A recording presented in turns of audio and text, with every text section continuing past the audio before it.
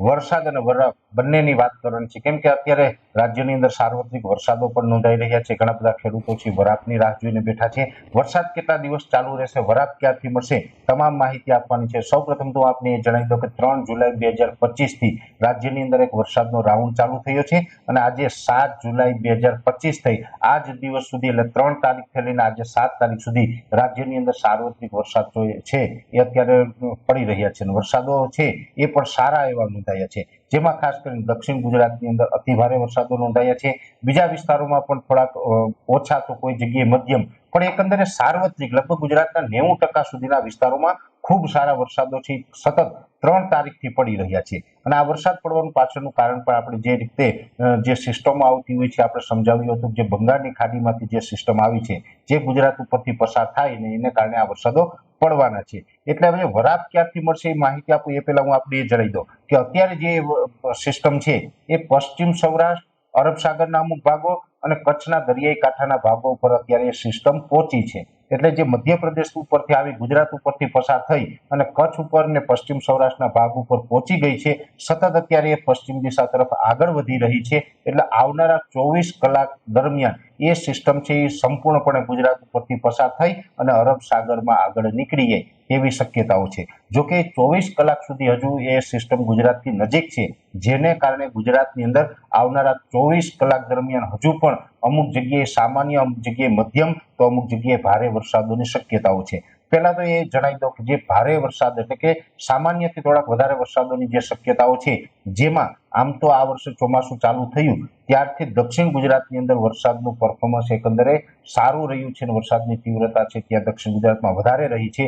આવનારા 24 કલાક દરમિયાન હજુ પણ દક્ષિણ ગુજરાતના તમામ જિલ્લાઓની અંદર સામાન્યથી ભારે વરસાદ પડે તેવી શક્યતાઓ છે. 1-2 સેન્ટરની અંદર અતિ ભારે સ્પેલ પણ જોવા મળી શકે છે. આમ તો દક્ષિણ ગુજરાતના તમામ જિલ્લામાં અંકલેશ્વર, ભરૂચ, રાજપીપળા એટલે કે નર્મદા જિલ્લો છે, સુરત, વલસાડ, વાપી, તાપી, ડાંગ, બિલીમોરા, બારડોલી એ તમામ જિલ્લાઓની અંદર આવનારા 24 કલાક દરમિયાન મધ્યમથી ભારે વરસાદની શક્યતાઓ છે. એટલે એક દક્ષિણ ગુજરાતમાં હજુ સારા વરસાદો જોવા મળશે.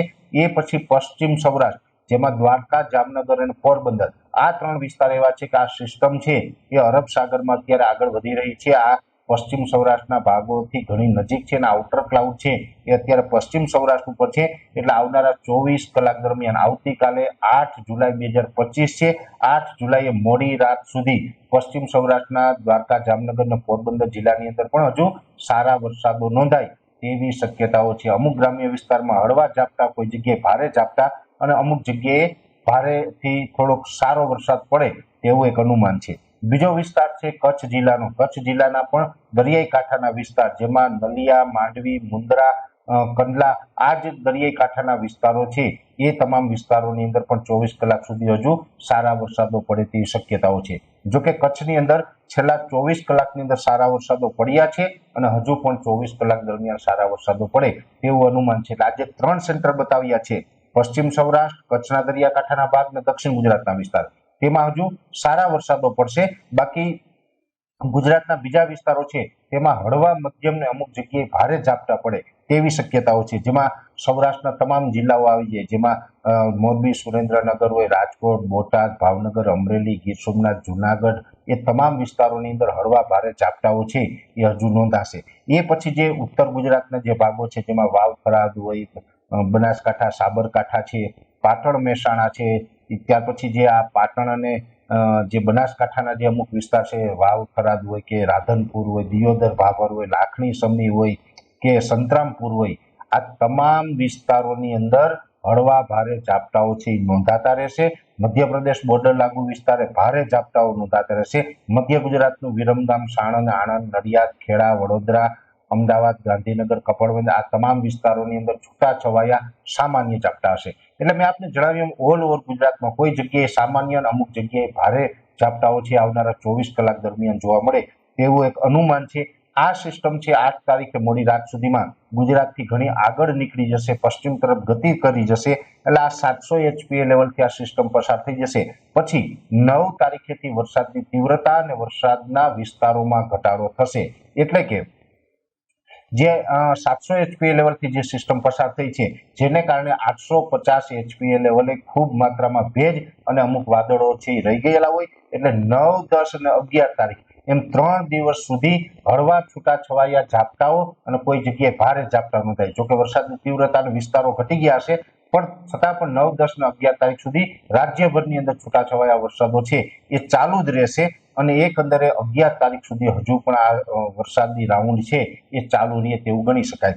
12 તારીખથી આપણે ગુજરાતની અંદર વરસાદો વિરામ લેશે અને કહી શકાય કે જે ખેડૂતો વરાપની રાહ જોઈ રહ્યા છે એ તમામ વિસ્તારોની અંદર વરાપનો માહોલ છે એ 12 તારીખથી લઈ અને લગભગ 19 તારીખ સુધી જોવા મળે એવું એક અનુમાન છે. એટલે લગભગ એકાદ અઠવાડિયાની વરાપ છે એ 12 તારીખથી જોવા મળે તેવું એક અનુમાન છે. એટલે હજુ 11 તારીખ સુધી વરસાદો પડવાના છે, જેમાં આવનારા 24 કલાક હજુ સારા એવા વરસાદો 9, 10 અને 11 જુલાઈ દરમિયાન સામાન્ય વરસાદો અને છૂટાછવાયા વરસાદો હશે.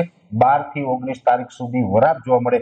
જો કે વરાપ હશે છતાં પણ ચોમાસું છે એક મોટી સિસ્ટમ આપણી પરથી પસાર થઈ હશે, એટલે વરાપના દિવસો દરમિયાન કોઈ ગ્રામ્ય વિસ્તારની અંદર હળવા ક્યાંય છૂટાછવાયા ઝાપટા પડે એ અપવાદ રહેશે. બાકી એકંદરે વરાપનો માહોલ છે ગણી શકાય. એટલે 12 તારીખથી પછી આપણે ખેડૂતોને જે પણ કામ કરવાના હોય, છાતી આંકવાનું હોય, નીંદવાનું હોય, નિંદામણની દવા છાંટવી, કોઈ અન્ય રોગ જીવાતની દવા છંટકાવ કરવો, કોઈને વાવેતર બાકી હોય તો વાવેતર કરવું, જે કામ બાકી હોય તમામ કામો છે એ 12 થી લઈને 19 તારીખના ગાળાની અંદર દરેક ખેડૂત ભાઈઓએ પૂર્ણ કરી લેવા. એમાં એક ગેપ મળવાનો છે. એ પછી વરસાદનો નવો રાઉન્ડ આવશે અને એ પછી નવો રાઉન્ડ આવશે એ કઈ તારીખથી હશે, એની તીવ્રતા કેવી હશે, એ તમામ વિષયની વાત છે આપણે નેક્સ્ટ વિડીયોમાં કરશું. પણ ખાસ આજના વિડીયોની અંદર જણાવ્યું એમ હજુ 11 તારીખ સુધી આપણા રાજ્યની અંદર વરસાદો છે એ જોવા મળે તેવું અનુમાન છે. જો કે હવે 24 કલાક ભારે છે, 9, 10, 11 તારીખમાં હળવું પડી જશે. આ પ્રકારનું આપણું હવામાન છે રહેવાનું છે. એટલે વિશેષ માહિતી છે નેક્સ્ટ વિડીયોમાં આપવામાં આવશે. અત્યારે આ વિડીયોની અંદર એટલું જ.